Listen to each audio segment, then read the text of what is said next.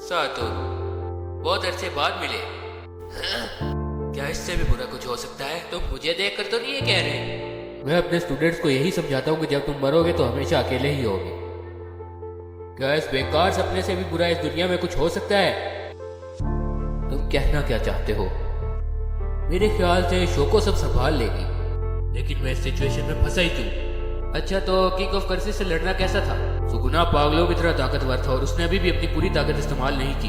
मैंने वो सब कुछ इस्तेमाल किया जो मैं उसको हराने के लिए इस्तेमाल कर सकता था। मेरी फिजिकल टेक्निक्स, ट्रेनिंग, सब कुछ कम था उसके लिए। उससे लड़ाई के दौरान मुझे बहुत कुछ सीखने को मिला। मुझे बहुत मजा आया, लेकिन मैं उससे उसकी पूरी ताकत के साथ लड़ना चाहता था। और हाँ प्रिंसिपल साहब, आपने तो कहा था कि जुजुत्सु के जादूगर अपना मकसद पूरा किए बगैर नहीं मरते। आप मुझे सुन रहे हैं?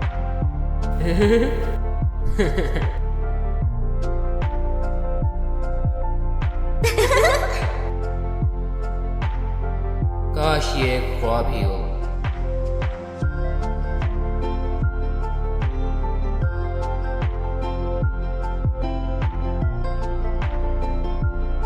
जब भी माओरागा पर कोई अटैक करता है तो वो उसके अटैक को अडेप्ट कर जाता है और कुछ ही टाइम बाद वो उसे सीख भी जाता है। और अगर उस पर दोबारा कोई उस तरह का अटैक करता है तो वो उसको और तेजी से अडेप्ट कर लेता है। और इसी तरह माओरागा अटैक्स को अडेप्ट करता जाता है। अच्छा है ना? मुझे माओरागा की बस यहाँ तक ही जरूरत थी। मुझे एक ऐसा मॉडल चाहिए था जो तुम्हारी इन्फिनिटी पर काबू पा सके। जब माओरागा ने तुम्हारी इन्फिनिटी को पहली बार अडेप्ट किया था, उसने उसी वक्त एक कर्स्ड एनर्जी बनाई जो तुम्हारी इन्फिनिटी को खत्म कर सके।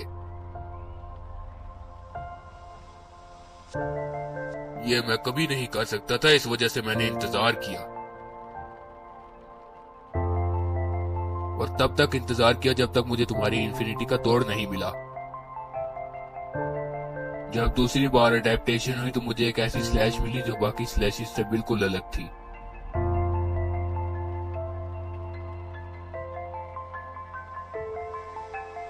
वो स्लैश एक ऐसी स्लैश थी जिसका टारगेट तुम नहीं थे, उसका टारगेट पूरी स्पेस थी।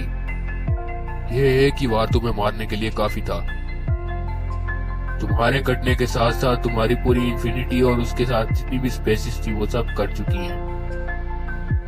यह टेक्निक सीखना इतना आसान नहीं था, लेकिन मैंने फिर भी माओरागा की मदद से इसको सीख ही लिया। Well done Gojo Satoru. मैं तुम्हें मरते दम तक एक अच्छे अपोनेंट के तौर पर याद रखूंगा और कभी नहीं भूलूंगा।